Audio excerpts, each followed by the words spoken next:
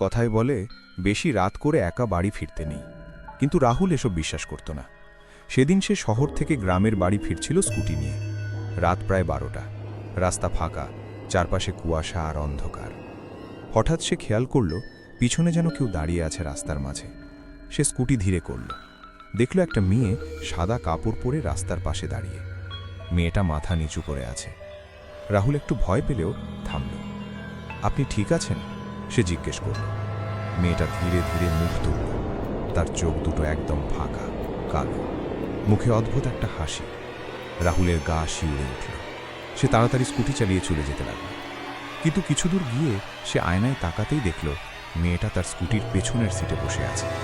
রাহুলের হাত কাঁপতে লাগল। স্কুটির গতি বাড়ালো। হঠাৎ স্কুটি বন্ধ হয়ে গেল। চারপাশে গভীর নীরবতা। তার কানে খুব কাছে ফিসফিস শব্দ। আমি তো বলেছিলাম আমাকে একা রেখে যেও না। রাহুল ধীরে ধীরে ঘুরে তাকালো। পেছনের সিট ফাঁকা। সে একটু স্বস্তি পেল। ঠিক তখনই সামনে রাস্তার মাঝে একই মেয়েটা দাঁড়িয়ে। এবার তার পা মাটিতে নেই, বাতাসে ভাসছে। রাহুল চিৎকার করে দৌড়াতে লাগল। পরদিন সকালে গ্রামের লোকজন রাস্তার পাশে তার স্কুটি পড়ে থাকতে দেখে, কিন্তু রাহুলকে আর কখনো পাওয়া যায়নি। শুধু মাঝে মাঝে গভীর রাতে ওই রাস্তায় কেউ গেলে স্কুটির শব্দ শোনা যায়, আর পেছন থেকে কেউ ফিসফিস করে বলে, আমাকে একা রেখে যেও না।